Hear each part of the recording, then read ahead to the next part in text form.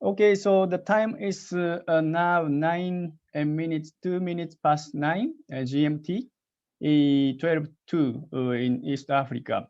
Thank you very much for joining. Just let me first share with you some technical information about the webinar platform we are using today, which is Zoom, especially from, some features specific to the webinar today. Today's webinar, we provide 3 language channels for both sound and screen, English, French, and Portuguese.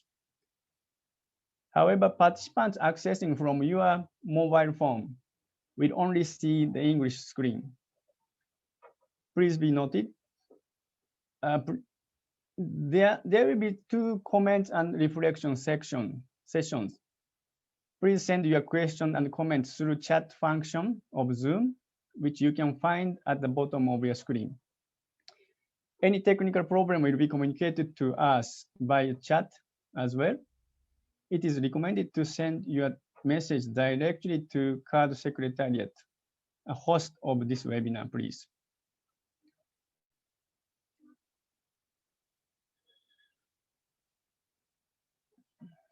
So let me just quickly explain. On the bottom of your screen, there's an icon of interpretation. If you click it, you can select a language you want to listen to. On the top of your screen, in the middle part, there is a view option.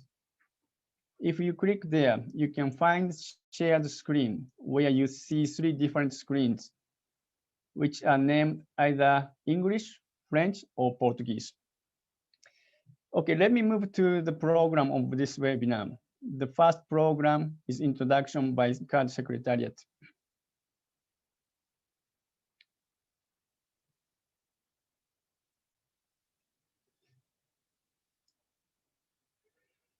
Okay, good morning, everyone. Good afternoon, good evening.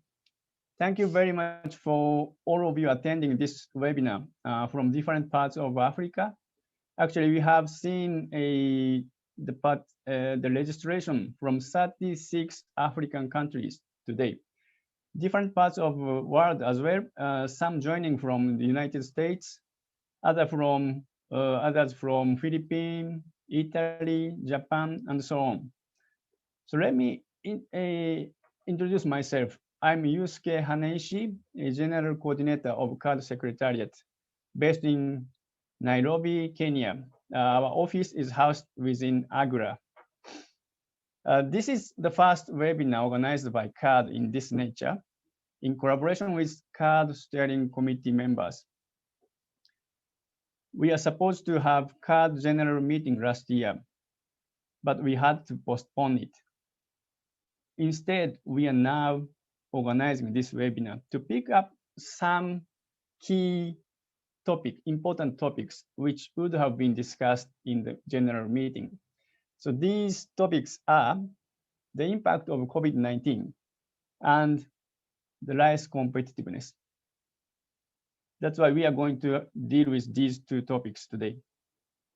So as a part of introduction, let me also do some quick introduction about CARD itself, just using 3 slides. Please follow. The objective of CARD, this is known to many of you, but maybe some of them are first joining this kind of discussion of CARD. So let me just quickly go through.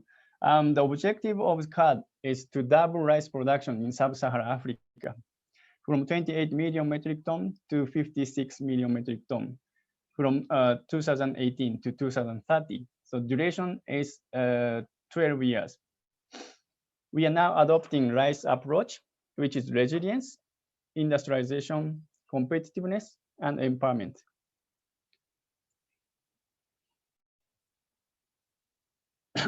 We are currently working with 32 sub-Saharan Africa countries as member countries for CARD. Those are colored with brown, green, and blue on your screen. Our steering committee consists of 5 regional economic communities, together with 13 development partners. COMESA, EAC, ECAS, ECOWAS, SADC, as you can see on the screen, ADB, AFDB, Africa Rice, AGRA, FAO, Islamic Development Bank, FARA, IFAD, IRI, JICA, GIRUCAS, NEPAD, World Bank, and WFP, and recently joined by AATF. Actually, it was last year, September. And also joined by South-South Cooperation members, of 6 of them, Brazil, Egypt, Indonesia, Philippines, Thailand.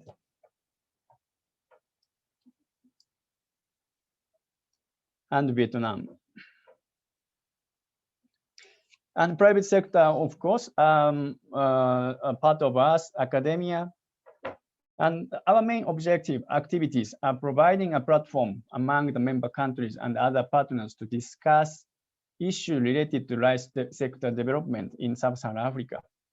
As part of this effort, we provide some technical assistance to the member countries to prepare their national rice development strategy, which we call it NRDS. The second version of strategy covering up to 2030 is now completed by 10 countries shown here. So this is a quick introduction of CARD initiative. So let me move to opening remarks. First, let me here invite Honorable Gasso Touré, Minister of Rice Promotion, Côte d'Ivoire.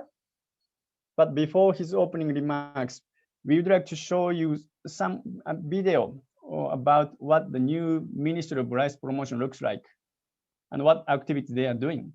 This is the video the ministry kindly shared with us. Let's see it together. And Minister's opening remarks will follow. This is the video is in French. The translation might be a bit difficult, so please bear with us listening to French. Okay, could you stop sharing the screen? Okay.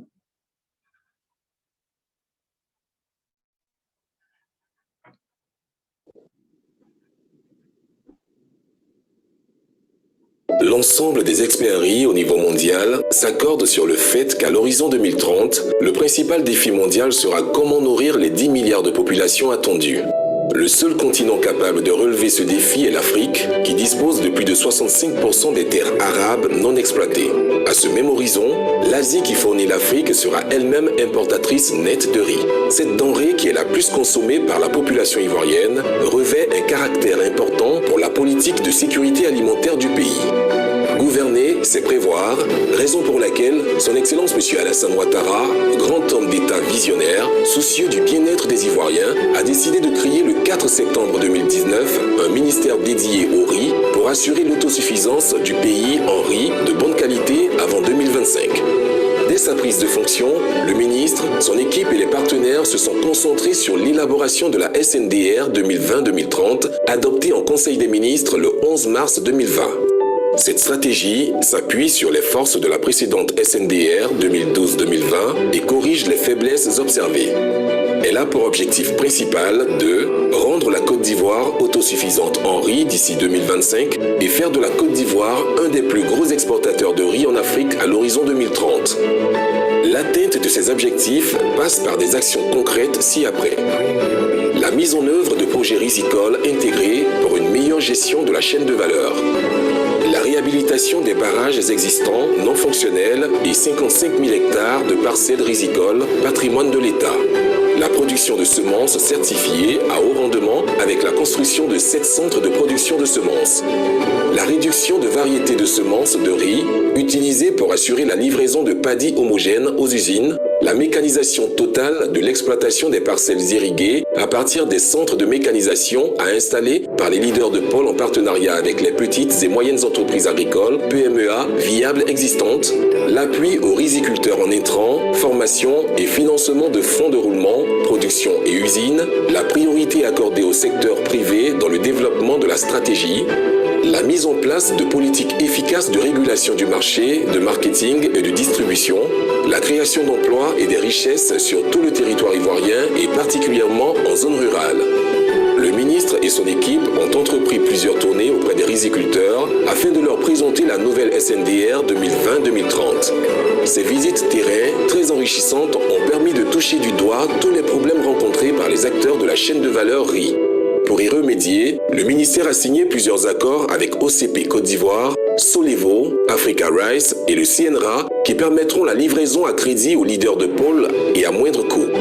Afin de redynamiser totalement la filière riz en Côte d'Ivoire, le ministère a décidé de mettre en place une plateforme utilisant les outils de dernière génération des technologies de l'information de la communication qui sera assurée dans sa mise en œuvre par Orange Côte d'Ivoire.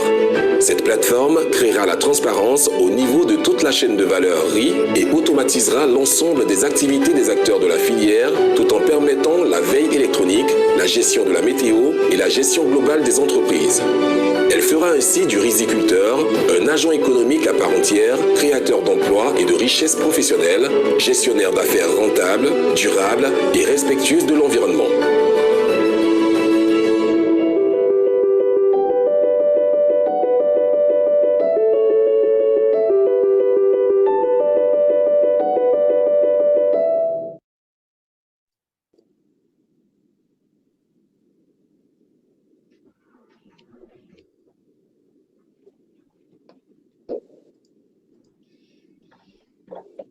Okay, it's really good to know the video clearly captured and put great value on national rice development strategy, which CAD has worked together with the rice stakeholder in Côte d'Ivoire. So now I humbly request Honorable Minister for your opening remarks, please. The floor is yours, Honorable.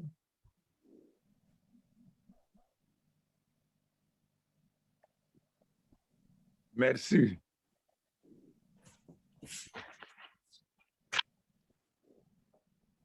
Mesdames et Messieurs les membres de la coalition,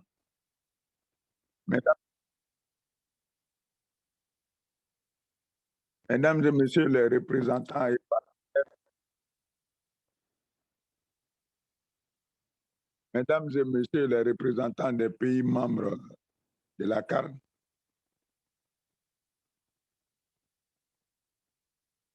Monsieur le coordonnateur régional du secrétariat de la CARD et toute son équipe,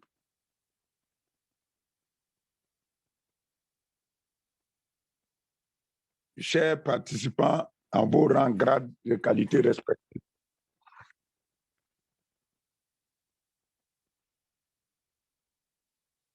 Au nom de son Excellence, M. Alassane Ouattara, président de la République de Côte d'Ivoire, au nom du Premier ministre, de l'ensemble du gouvernement et à mon nom personnel, je voudrais adresser mes sincères et chaleureux remerciements à la coalition pour votre présence virtuelle massive ce jour dans notre belle capitale économique, Abidjan, malgré vos programmes très chargés. À quoi bas à tous, comme on dit chez nous.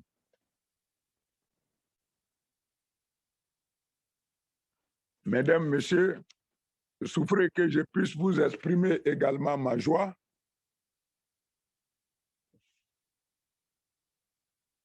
pour l'honneur fait à ma personne en m'offrant l'opportunité de prononcer le discours d'ouverture de ce webinaire consacré à l'impact du COVID-19 et la compétitivité du riz local.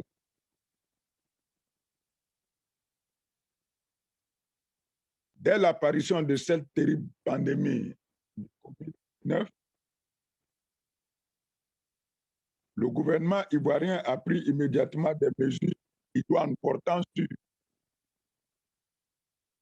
le renforcement du contrôle sanitaire aux frontières aériennes, maritimes et terrestres,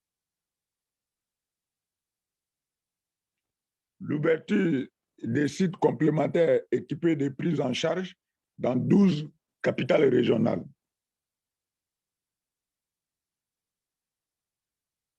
La mise en place d'un centre d'appel dédié au COVID-19. La traduction ne passe plus. L'interdiction des rassemblements de population de plus de 50 personnes. La supervision de tous les événements sportifs et culturels nationaux et internationaux. La fermeture de tous les maquis, restaurants, bars, boîtes de nuit, cinémas et lieux de spectacle. L'instauration d'un couvre-feu de 21h à 5h du matin. L'isolement du Grand Abidjan par rapport aux autres villes du pays. En outre, face aux mesures de suspension des exportations prises par certains grands pays exportateurs de riz, le gouvernement a autorisé 1. La mise en consommation du stock de sécurité de 500 000 tonnes de riz, l'activation de la réception des bateaux de riz en mer, 3. Le lancement de nouvelles commandes afin d'assurer l'approvisionnement régulier des marchés en cette période difficile. Ces mesures ont été strictement appliquées par le secteur privé qui a pleinement joué son rôle. Le gouvernement a poursuivi les actions concrètes sur le terrain avec l'élaboration et la mise en œuvre du programme social PS-Gouv, doté de plus de 1 000 milliards de francs CFA, dont 20 milliards de francs CFA consacrés au programme d'urgence riz PUR 2020 en cours d'exécution par l'Agence de développement de la riziculture ADRI sous la supervision du ministère de la promotion de la riziculture.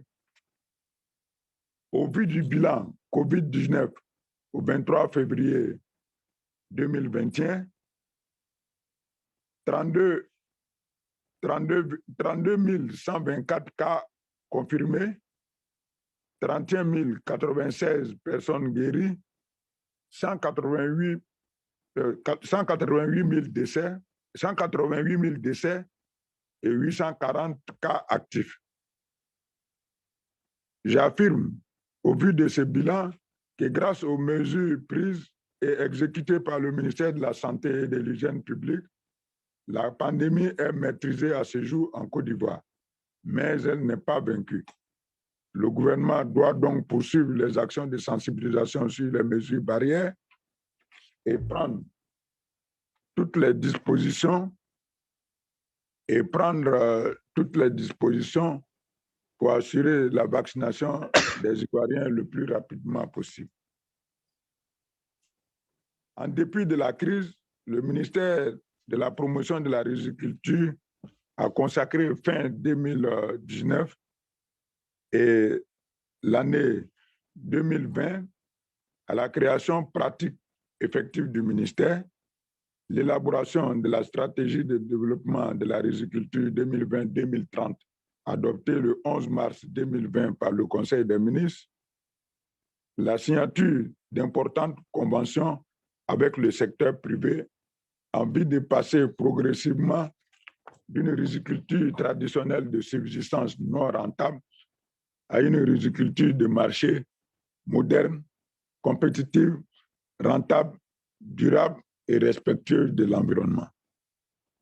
Ces conventions ont été signées avec les fournisseurs d'intrants que sont OCP Solevo, Yara, Agro-West Africa, Syngenta, Calivoire, Bayer, Côte d'Ivoire, pour l'approvisionnement des riziculteurs en intrants de qualité. 2. Les structures de recherche que sont le CNRA et Africa Rise pour des semences certifiées à haut rendement et bon goût. 3. La banque d'investissement et de développement pour faciliter les financements sollicités.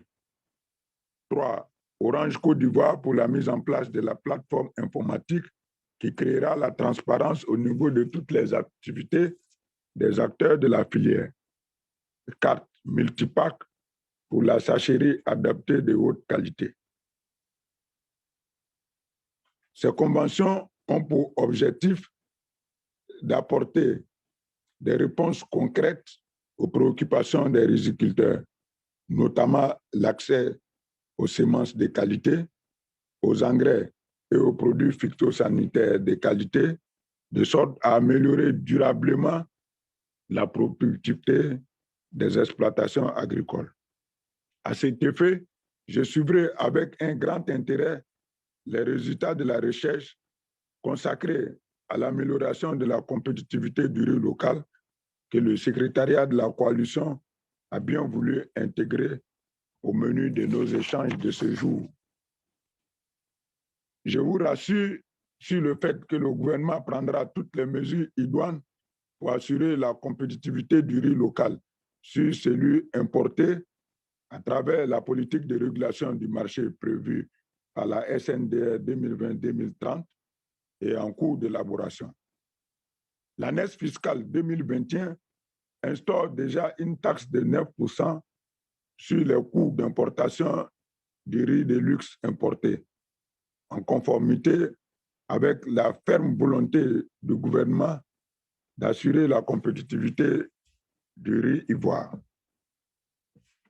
Très chers participants, je m'en voudrais en terminant mes propos sans évoquer aux sommités ici présents ce jour quelques préoccupations qui me tiennent à cœur, à savoir le concept des petits producteurs, tant apprécié par les partenaires techniques et financiers, qui condamnent ces riziculteurs à la pauvreté toute la vie, en ce sens que la moyenne des superficies emblavées par ces acteurs est inférieure ou égale à 0,5 hectares.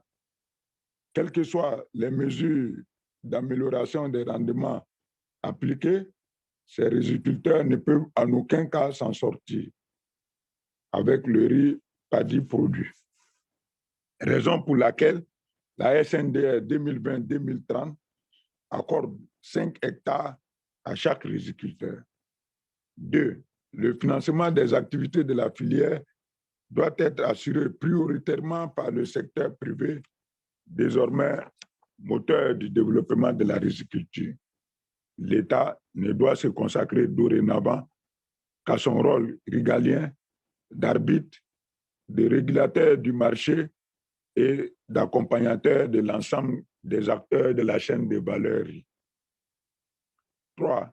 Je lance un vibrant appel aux partenaires techniques et financiers, aux décideurs gouvernementaux et aux acteurs des filières agricoles afin que des financements innovants, adaptés, durables, rentables, respectueux de l'environnement et surtout débarrassés de toutes les lourdeurs administratives soient mis en place auprès des banques locales pour assurer le financement des activités des acteurs des filières agricoles.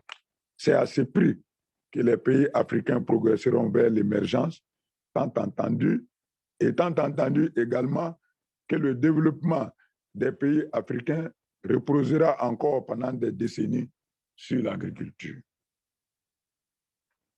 Enfin, je déclare ouvert le webinaire de la coalition sur le thème « L'impact du Covid-19 et la compétitivité du riz local ». Vive la Côte d'Ivoire, vive l'ensemble des pays et structures participants, vive la coalition pour le développement de la riziculture en Afrique. Je vous remercie pour votre bienveillante attention.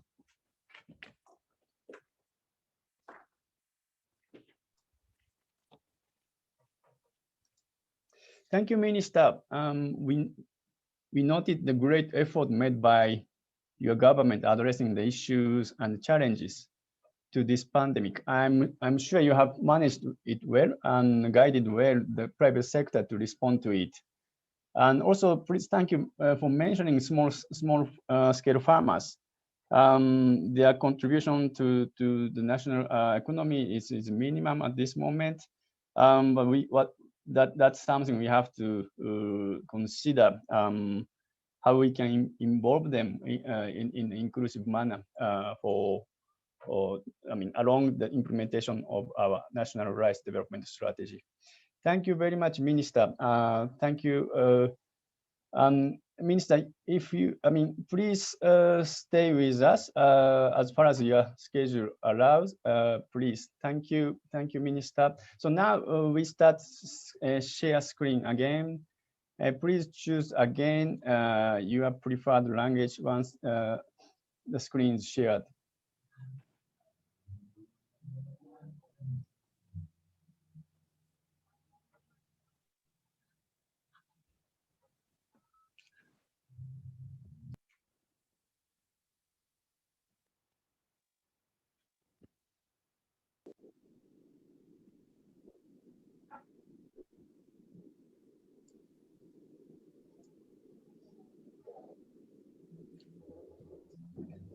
So once we turn off the screen sharing, so you need to choose your screen again and go up to top of your screen and find the options and then select the screen with your preferred language, please. Okay, so if you are ready, we go straight into the session 1, the impact of COVID-19. As we all know, African rice markets have become heavily dependent on importation, especially from Asia. During COVID-19 pandemic, was the rice production seriously affected in both Asia and Africa? If yes, to what extent?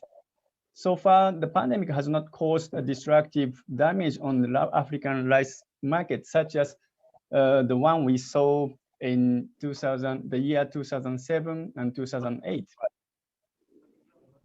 So it is important to see what exactly the impact of COVID-19 is. And it is also important to prepare ourselves for the coming production marketing season. There are 2 presentations today, as you can see on the screen, one from JICA, another from APRA. Both presentations show their assessment of COVID-19 on agriculture in general and rice specific. So let's invite the presenter. First, Mr. Shinjiro Amameshi, Deputy Director General of Economic Development Department of JICA headquarters. Please, Mr. Amameshi, the floor is yours. If you can, please turn on your camera, please.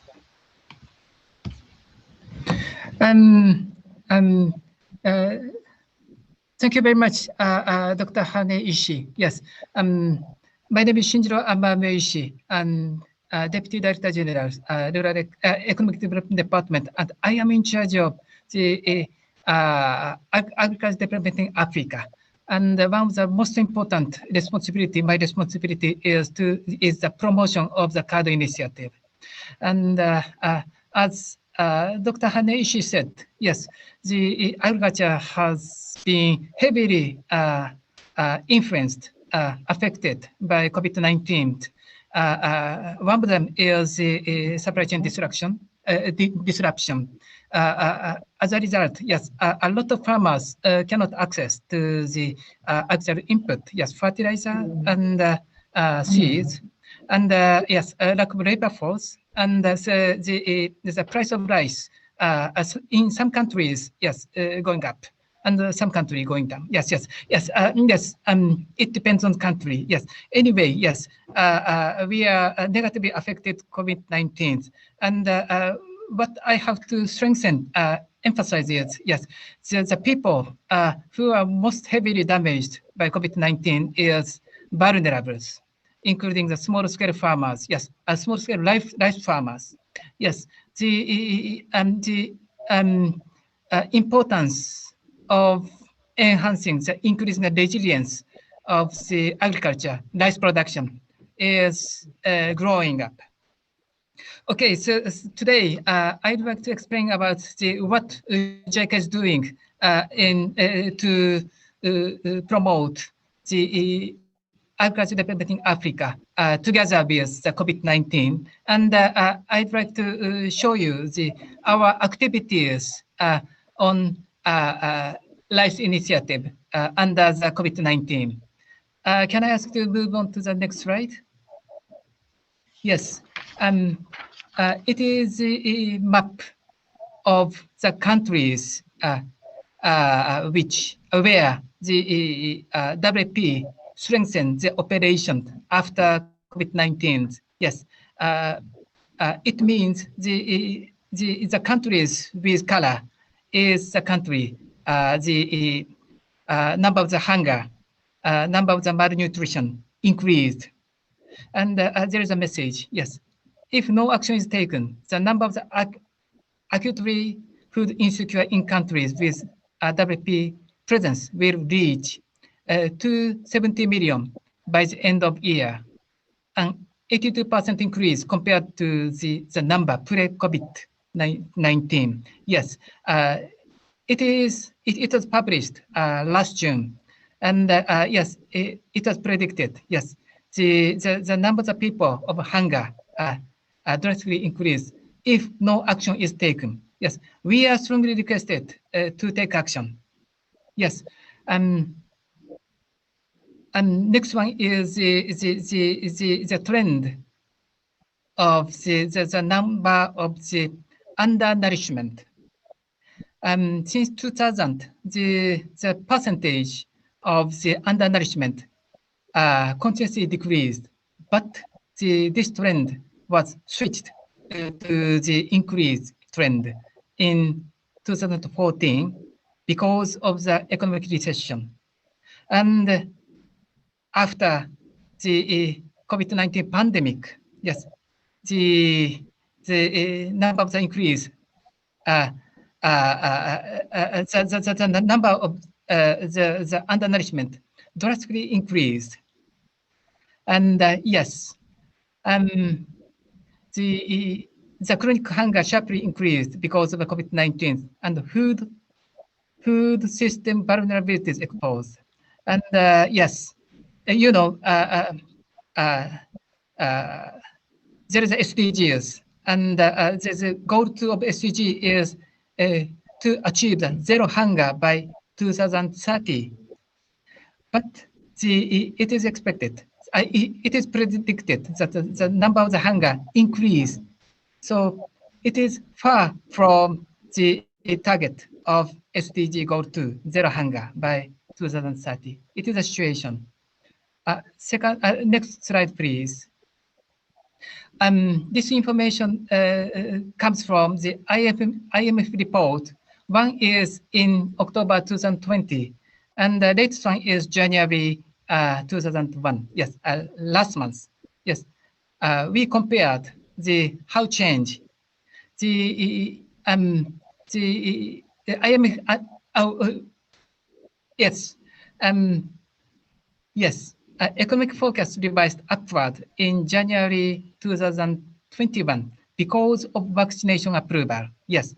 For example, yes, the estimate in October 2020, world 2020, that is minus 4.4.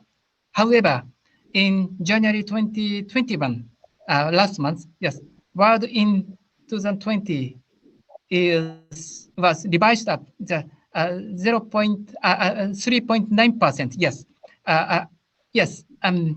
It is revised up to 0.9%.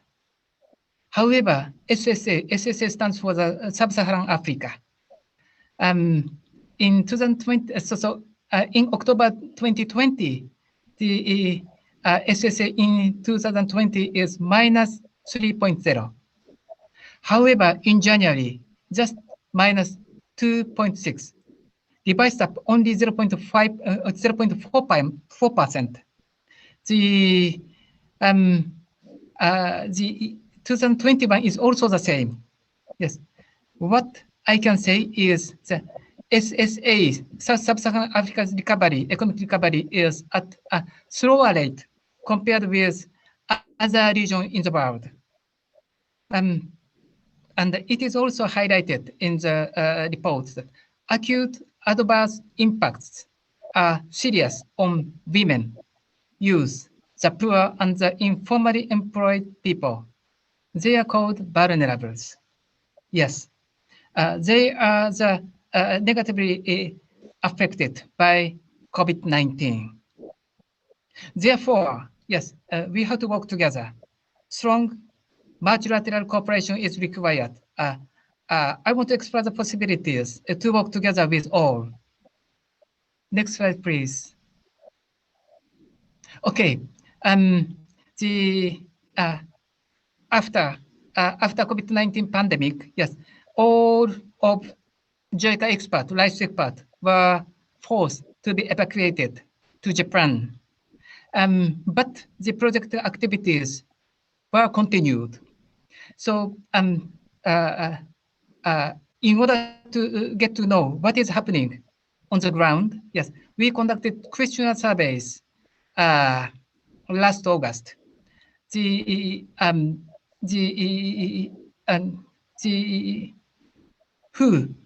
were responded is farmers and our project staff. The main response were from the Africa, and some response came from the Asia. Next slide, please. Okay, due to time limitation, yes, I don't go in detail, but the major point, I want to show you the major point. In Asia, negative impact is small. Negative impact small. However, in Africa, the distribution of the most food and the goods, agricultural goods, have decreased. In particular, cereals and agriculture input has fallen sharply. Yes, it means, yes, it is difficult for farmers to access to the input in timely manner.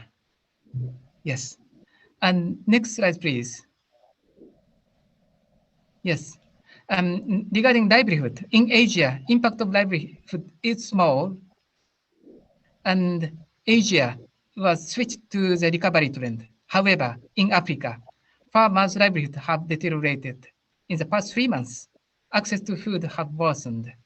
And regarding the next cropping season, yes, a lot of farmers are concerned about how to secure the input, labor force, and market demand. Next slide, please. Okay, it is our understanding, current situation, the spread of infection continues, but situation is gradually calms down and moving to the coexistence with COVID-19. So we have to live, we have to live, we have to work together with COVID-19. However, the future impact, future situation is still unclear. And again, the most seriously affected are the vulnerables, including small-scale farmers, rice farmers. Yes, our supports are required. Next slide, please. Yes, it is our strategies. Our short-term strategy is one, continuing project activities on remote basis from Japan. Yes, although all the rice experts were forced to be evacuated to Japan nearly 1 year ago, but they are still working on remote basis. I will show you how they can work together with the local people in Africa, and promptly provide necessary support through ongoing project and conduct questionnaire. Yes, as I explained, and promoting stable agriculture production for the next cropping season and support livelihood improvement. It is our short-term strategies. Next slide, please. Yes, it is what JICA is doing or JICA has done. Yes, survey on agricultural development after COVID-19 survey. Yes, we conducted a questionnaire survey and the nutrition improvement and food aid for vulnerable groups. Yes, one is a food assistance in collaboration with development partners. For example, just, we are seeking the possibility to work together with World Food Program in Madagascar and Sierra Leone. It is just ongoing, yes. and nutrition, promotion of the nutrition improvement activities, and infection prevention. The provision of the infection prevention supplies for extension workers, for example, sanitizers and masks. Yes, we provide it. Next, please. Yes, the promotion of the resilient agricultural production for small-scale farmers. This picture is the provision of the vegetable seeds in Rwanda. Yes, so that they can continue the vegetable production. Yes, we provide this agricultural input. Yes, quality seeds, fertilizer, and machineries. Yes, and support improvement of the seed production system. And second, development of the production infrastructure and the water access. It is both from short-term and long-term aspect. Next one, please. Yes, promotion of the resilient agricultural production. Yes, post-harvest, provision of the agricultural machineries. Yes, and value addition and income, increase of income, diversification, and income-generating activities. Yes, this picture is a training on nutrition for extension workers in Madagascar.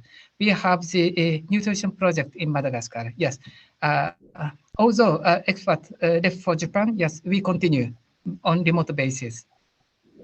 And support of the food system transformation, review of the value chain. Yes, we are conducting survey and promote of the remote activities, distribution of the IT equipment like the tablet, and development of the remote training materials. We made the training materials and sent it to our project staff, and they are using these materials in doing the training for farmers. Yes, next one, please. Yes, and our mid and long-term support strategy. Yes, promotion of the resilient agriculture.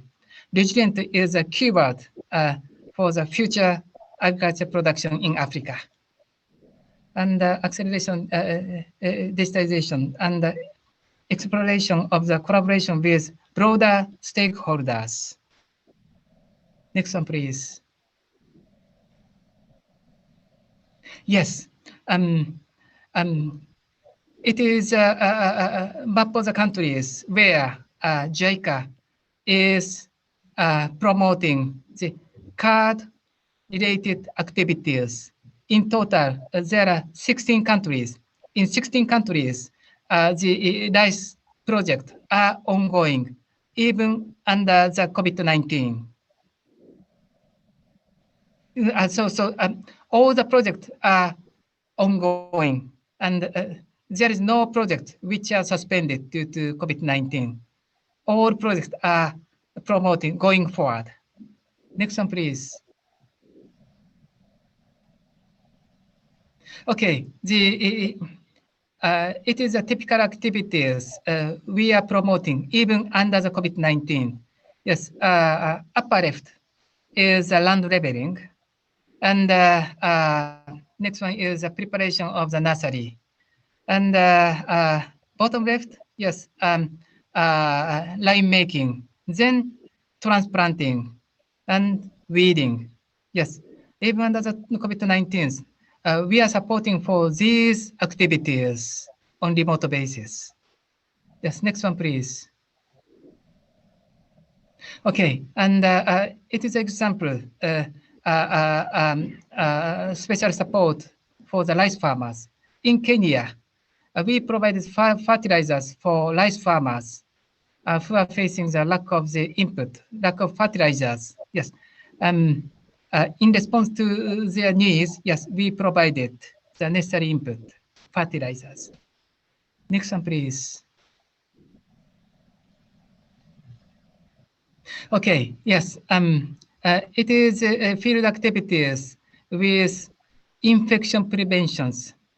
The before, yeah, picture with before, yes, yes, it is transplanting, but the distance is very close.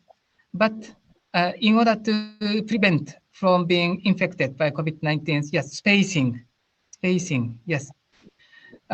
Yes, there is a distance between people and person to person. Yes. Next one, please. Okay, and it is a picture of the training. Yes, everybody wears masks. Yes. Yes, but we continue the necessary training, technical training. It is in Ghana. Yes, remote training. And next one, please. Okay. The most of people are always using the WhatsApp. Yes, we are also using WhatsApp, not for chatting, but the as a communication channel to promote the project activities. Yes, we are actively communicating among the relevant persons to discuss how to promote the project activities by WhatsApp.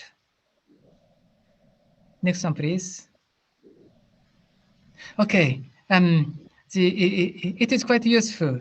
Yes, when something happens, yes, the staff took photos and sent it to the expert in Japan through the WhatsApp, and the expert diagnose what is happening and gives the technical advice to the staff. Yes. Even we are in Japan, we can, there is quite a lot of things to do. Yes, next one, please. Okay, yes, probably everybody is aware that yes, we are negatively affected by COVID-19 for our life and for our work. But there are quite a lot of things to do.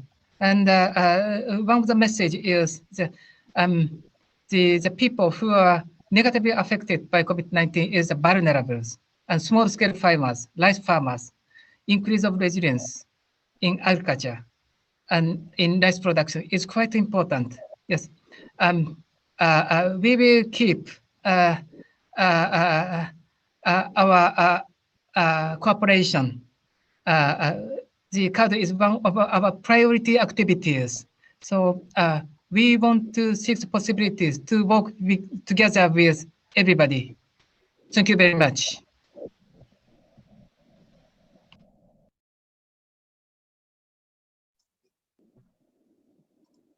Thank you very much, Mr. Mameshi.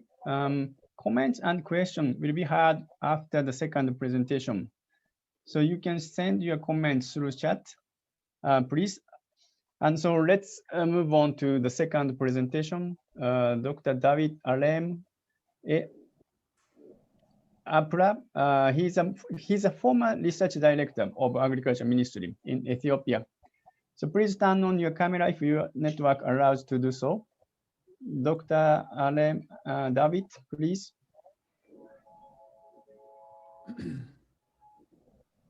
That's the impact of COVID-19 pandemic on rice value chain, finding from Ethiopia and Tanzania. Thank you, Yasuki. Thank you all for participating to this webinar. I welcome you all.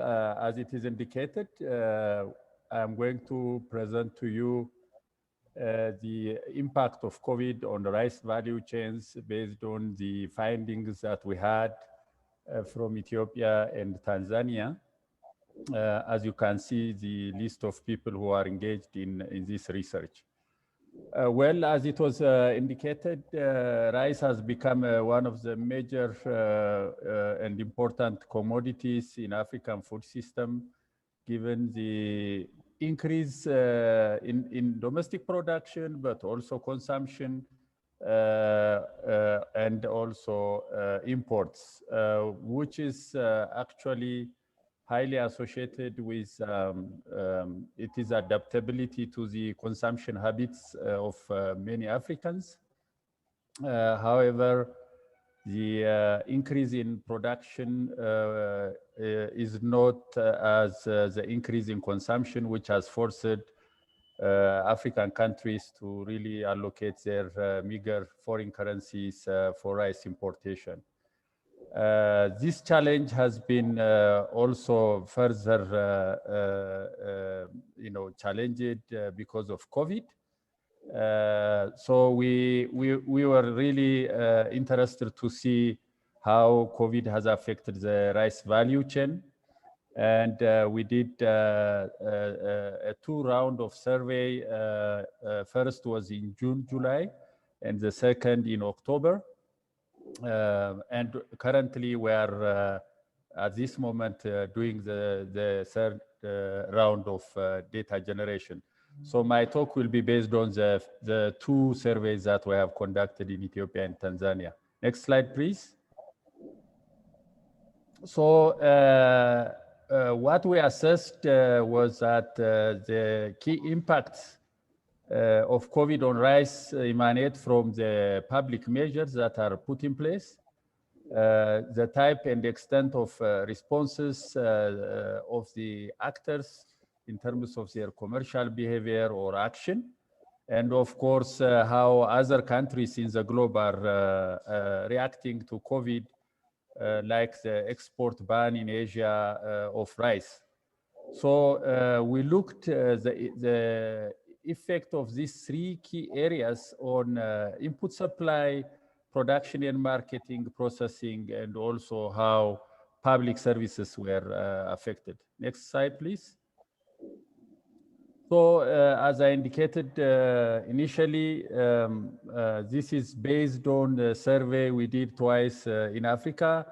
Actually, we are doing similar survey in 8 countries, in other countries on other commodities, asking about 100 farmers and actors engaged in rice.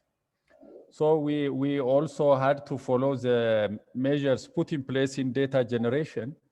So we had a very combined method of data generation, but we mainly focused on asking by telephone and also, looking into how things are happening on ground level, and also considering the available secondary data. Next slide, please.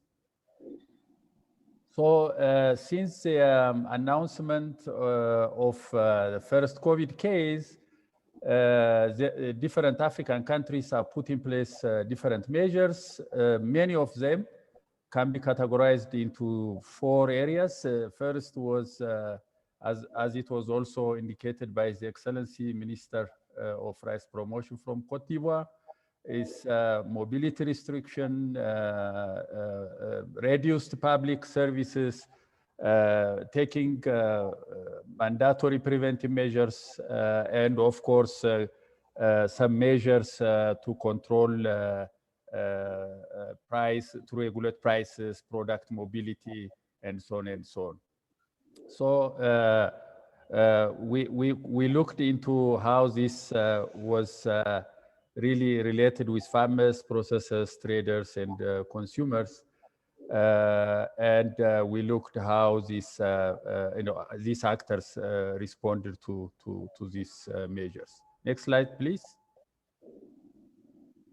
So the results indicate that very surprisingly, almost all rice farmers in both countries were aware of the COVID and also the measures that were put in place by the government. However, interestingly, similarly in both in Ethiopia and Tanzania, very few farmers really followed the measures put in place. However, we observed because of the measures some changes in roles among household members. For example, schools were closed, so children were at home, so they had to really start working something else compared to what they used to do before COVID. A number of respondents reduced their movement given the restriction. And then there was also a little bit of reduction in terms of number of buyers and traders who used to visit villages where the farmers live. There was also a report of decline in the availability of casual labor. As you know, rice is labor intensive, which had an implication on increased cost of production. Next slide.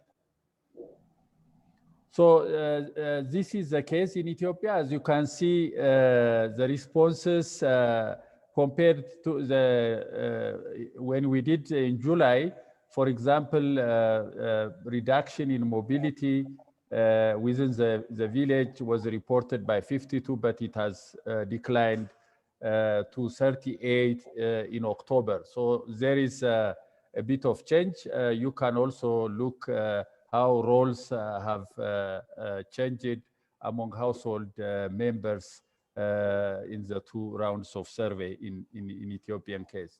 Next slide, please. The same trend was observed in Tanzania, as you can see in the figure. Next slide. In general, in both countries, the impact of COVID on rice production activities was not that much high. It was very limited. However, there was a considerable decline in the availability of inputs, which has forced the prices to go up. There was also a decline in ability to sell what they have produced because of the number of traders who were visiting their village has declined. Similarly, casual labor wage has increased because of the reduction in number. In terms of, however, price of paddy and milled rice, there was a very considerable difference between Ethiopia and Tanzania. In Ethiopia, the price for both paddy and milled rice has increased considerably, while in Tanzania it was reported that the prices have declined. This is basically because, in general, in Ethiopia, the extent of self-sufficiency is very low, whereas in Tanzania, it is linked with the limitation of rice export to neighboring countries, which has relatively boosted availability of paddy and milled rice within the country, which has pushed the prices down. Next slide, please. So this is also the summary of the impact that I just indicated.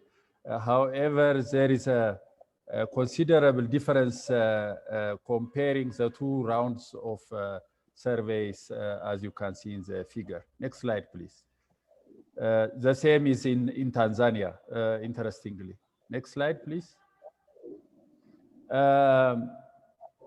In terms of the prices, farmers have really enjoyed in Ethiopia due to increase in price. As you can see, the average increase of price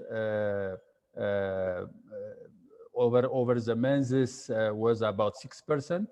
But comparing the price in the same period between 2019 and 2020, it was about 15%. And the details are in the table, as you can see. Next slide, please. In terms of the impact on food and nutritional security, we asked farmers their perceptions.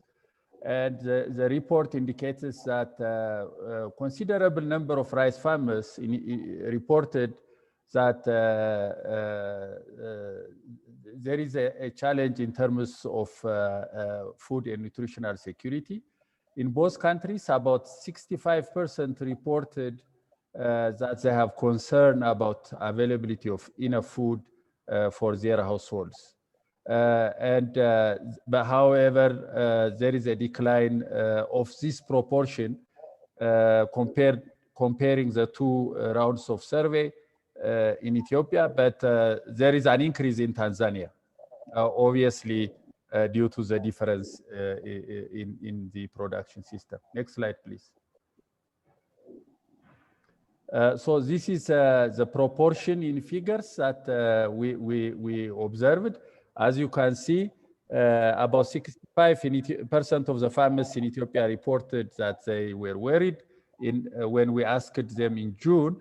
but that has declined to about 40% in October. Of course, this is highly linked with the fact that the production season was at harvesting during October. Next slide, please. In Tanzania, as you can see, the figures are more or less the same, but as you can see, there is an increase in farmers, in proportion of farmers who reported availability to or to eat healthy and nutritious food from 50% to 71% comparing the two rounds. So this indicates that there is really a very serious challenge as a result of COVID. Next slide, please. So the other really very crucial results that we identified is in the area of commercial behavior, mainly by the rice processors. Rice processors have shifted, this is basically based on Ethiopian case, shifted from milling service provision to buying paddy and really trying to hoard because of expectation of increased price. Because the prices were increasing, and there were also reports that our major exporters, I mean, countries from which Ethiopia imports, announced export ban, especially India and Pakistan. So this has forced the processors to really change their behavior so that they will hoard so that in later periods they will sell at a higher price. However, in Tanzania, as surplus producers, the limitation to export due to COVID has affected differently compared to the case in Ethiopia. A very interesting result that we identified. Next slide. So this is the price trend that we observed in Ethiopia, comparing the case in 2019 and 2020. So it is clear that prices are really increasing. Next slide, please. This is a very interesting result that indicates the whole issue of the trend in importance of rice and the possible impact of COVID in the case of Ethiopia. As you can see, the blue bars indicate the continuous decline of level of self-sufficiency from about 78% level of self-sufficiency in 2008 to about 24% of self-sufficiency towards the end of 2019, which implies that the whole rice sector in Ethiopia is getting dependent on imports, even though the extent of domestic production is gradually increasing, as you can see on as it is indicated in the dark line. Next slide, please.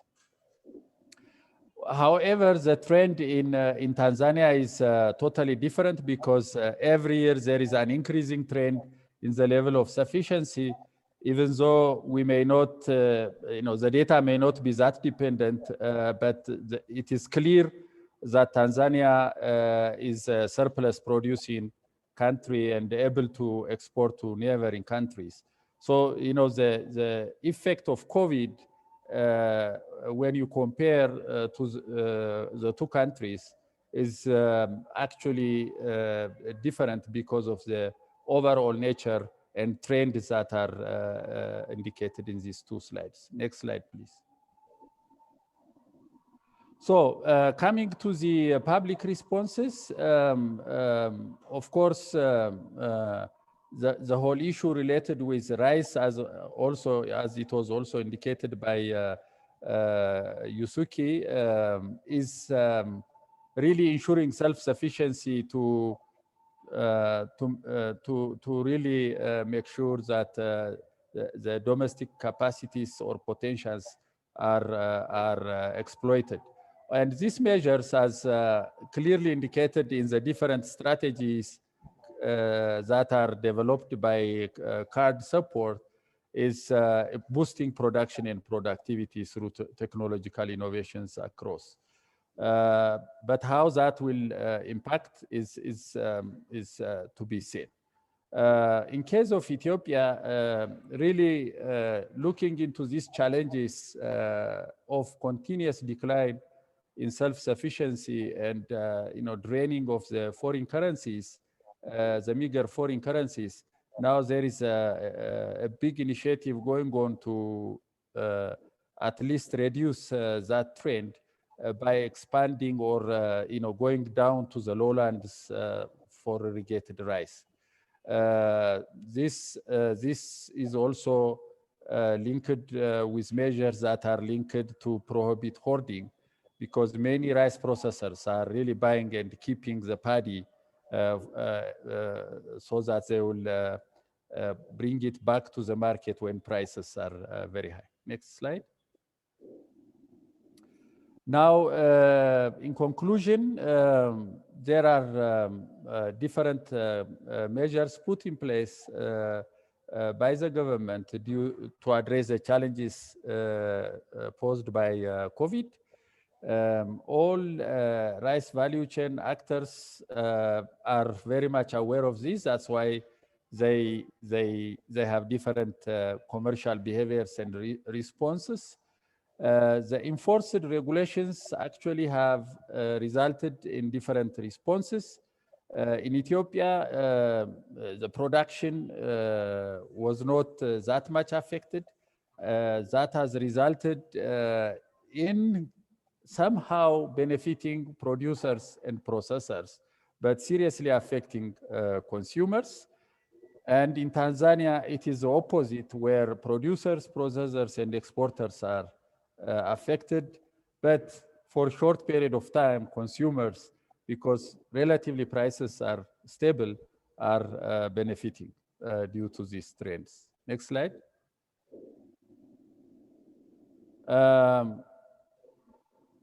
So due to COVID, the performance of the activities are indicated where majority of farmers have concerns about decline in their income, food and nutritional security. The socio-economics impact on farmers, producers, traders, and other actors is expected to be different in the long run because of the different socio-economic endowments and also policy measures across the different countries. Taking specifically the case in Ethiopia, the new initiative to ensure rice import substitution and the high domestic price are expected to boost relatively domestic production. In Tanzania, unless the export performance is not improved, it seems that the rice sector is going to be seriously affected. Next slide. So this is what we have found. For detailed information and reports, you can really access the links that are displayed in the slide. Thank you very much.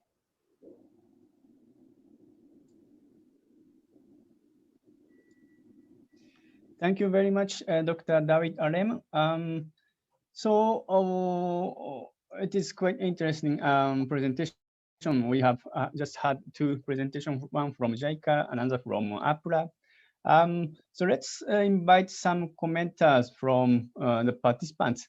We have identified some in advance. So can I ask Dr. Wally Diouf?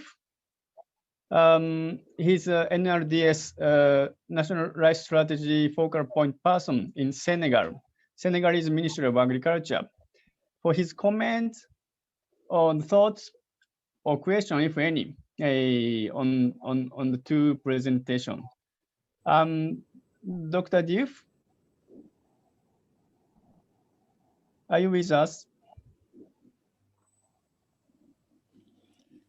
Oui, je vous entends parfaitement. Est-ce que vous m'entendez, vous?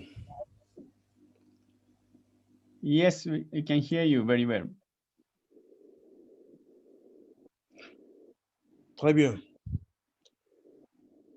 Alors, Excellence, Monsieur le Ministre, Excellences, chers invités, chacun en ses titres et qualités, tout protocole respecté. Mesdames et Messieurs, c'est un immense plaisir de retrouver beaucoup d'amis à travers la magie de l'informatique et par l'entremise de la carte. Je voudrais donc à l'entame d'abord féliciter la carte pour cette belle initiative qui permet aux acteurs de la chaîne des valeurs d'échanger et partager des expériences malgré les restrictions dues à la COVID-19.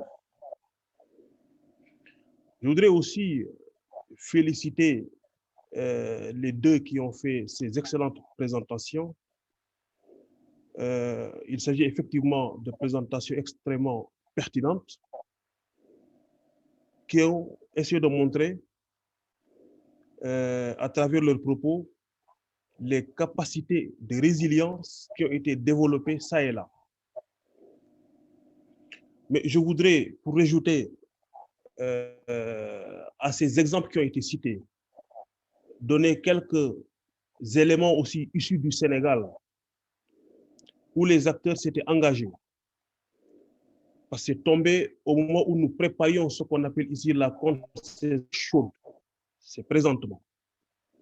Tous les engagés, mais aussi avec beaucoup d'appréhension et beaucoup d'incertitude. En écoutant les présentations, j'ai observé qu'on avait quasiment les mêmes contraintes. La contrainte qui a été citée est alimentaire qui planait dans le commerce futur des céréales.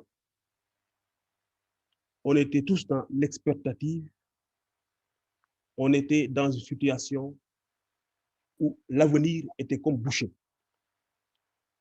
La deuxième difficulté, c'était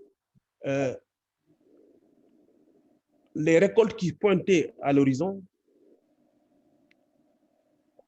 allaient être exécutées avec beaucoup de difficultés. Parce qu'une bonne partie de ces récoltes est exécutée par de la main-d'œuvre qui venait de l'ensemble des régions du Sénégal et parfois même des pays limitrophes. Avec les mesures de restriction de déplacement, ces populations ne pouvaient plus passer d'une région à l'autre, encore moins d'un pays à l'autre, alors qu'il fallait récolter le riz. Face à ces difficultés, on a vu un engagement de l'ensemble de la population, mais de l'ensemble des acteurs. Un engagement inédit. C'est alors le lieu pour moi ici de féliciter et marquer toute ma satisfaction vis-à-vis de ces acteurs. D'abord le gouvernement, qui a augmenté de 25% le budget des intrants, mais aussi qui avait mis en place un fonds de 1,2 milliard de francs CFA pour qu'on puisse acheter et augmenter le parc de moissonneuses batteuses en vue de remplacer justement cette main-d'œuvre qu'on ne pouvait plus mobiliser. Cela a permis d'augmenter le parc de moissonneuses batteuses en l'espace de 2 mois de 20%. Le parc existait. Bien sûr, avec l'appui d'autres partenaires techniques et financiers. Ces mêmes partenaires techniques et financiers ont appuyé l'État aussi dans les intrants. Parce que c'était aussi une difficulté.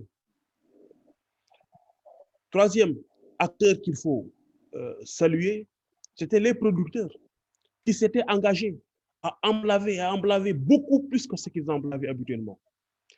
Parce que, comme je l'ai dit tantôt, personne ne savait si aujourd'hui on pourrait aller acheter du riz dans tel ou tel autre pays.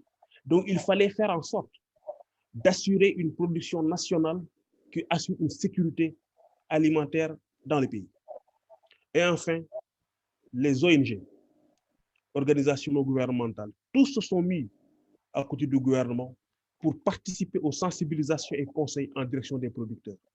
Et c'est cet engagement, je vais finir rapidement, cet engagement global qui a permis d'apaiser les peurs, de redonner confiance aux acteurs. Mais aussi, je ne veux pas l'oublier, je rends grâce plutôt grandement au Seigneur Dieu qui nous avait gratifié d'un très bon hivernage. Et c'est la combinaison de tous ces facteurs qui a permis à ce jour de limiter fortement les conséquences qu'on craignait de la pandémie sur la chaîne de valeur. C'est un peu les commentaires que je voulais faire et je vous remercie de votre aimable écoute.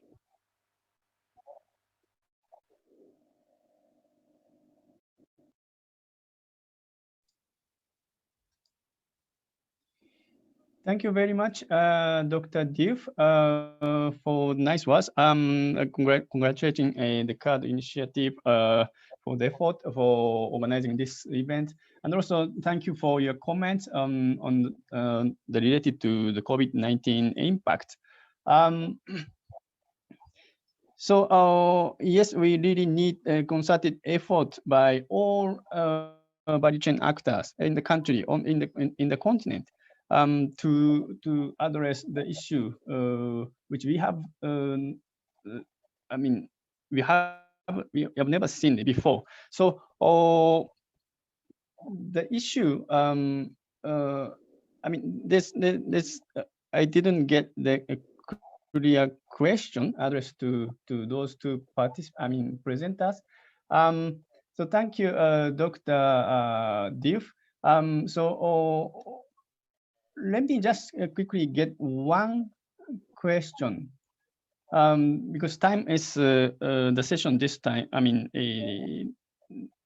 this session is supposed to end 10:15, which is 4 minutes is already behind. So let me just quickly get one comment from the chat. Many comments pointing out the trend of Tanzanian rice price, as well as Tanzanian the production. So could you, compared with Ethiopian, the movement of rice price in Ethiopia. So could you give us a little bit more light on those parts, the Dr. Alem? If we can, please. Thank you all for the questions. I'm not sure whether Dr. Aida is here, who have been leading the research in Tanzania, but I will try to give a very short answer. I think it was also mentioned by Dr. Mati, a very clear trend where Tanzania has become one of the regional exporter of rice. So even though it is still under COVID condition, has been exporting, but compared to the situation before COVID, is extremely different. So that has relatively depressed the domestic price. So that is, I think that is the challenge that needs to be done. And there was a very nice comment by Dr. Abdel, how we can really promote regional trade where, these challenges can be shared and a bit reduced. I think that has to be looked further so that, the impact or these trends can be maintained. But I think it has to be clear that rice consumption in Africa is really growing very fast. But the trend in West Africa and East Africa is totally different. The per capita consumption for example, in Ethiopia, even though we are saying consumption, import, production is increasing considerably, but still the per capita consumption is very, very low. I think that is the thing that needs to be considered. However, the potential for promoting domestic production is really very high. And as you know, rice is not like other commodities where you can easily promote its production, because if you want to promote in an area where rice never been grown, then you have to not only promote how it is produced, but also how it is processed. So it is, it is about really building the whole value chain. So I think these are some of the issues. Some specific question was decline in land rent. Availability land for rent has declined. This is highly linked in Ethiopia, of course. Is highly linked because of the restriction of mobility. So many members of rural households remain in the house. So rather than renting out and going for something better job opportunities, they remained afraid of COVID. And you started using the land that could have been rented out. I think these are some of the issues I wanted to reflect on. Thank you. Thank you, Dr. Alem, David. And yes, I've heard the common voice from the all presenter. I mean, aggregation of the rice paddy from one place, and I mean, put together all paddy rice and then moving from one place to another. That's a challenge we are seeing. While Tanzania price is declining, we can't bring them to the outside country because of, I mean, due to transport. I mean, the limitation of transport. I mean, that's something. I mean, not even without COVID-19. That's the question we have to address. So thank you very much. We haven't had a direct question to Mr. Mameshi, but please keep sending your questions through chat. So time is up now for the session 1. Thank you very much for your participation. This is the end of the first half of this webinar. So let's have a short break of 5 minutes. Please come back. Now it is already 1:25 in East Africa, which is 10:25 GMT. So let's come back 10:30 GMT. Please, though we are putting this time 10:20, 11:20, 12:20, it's just 10 minutes. We are behind the schedule, but please come back 10:30, 11:30, 12:30, and 13:30 in this respective region. Please, thank you very much. Thank you.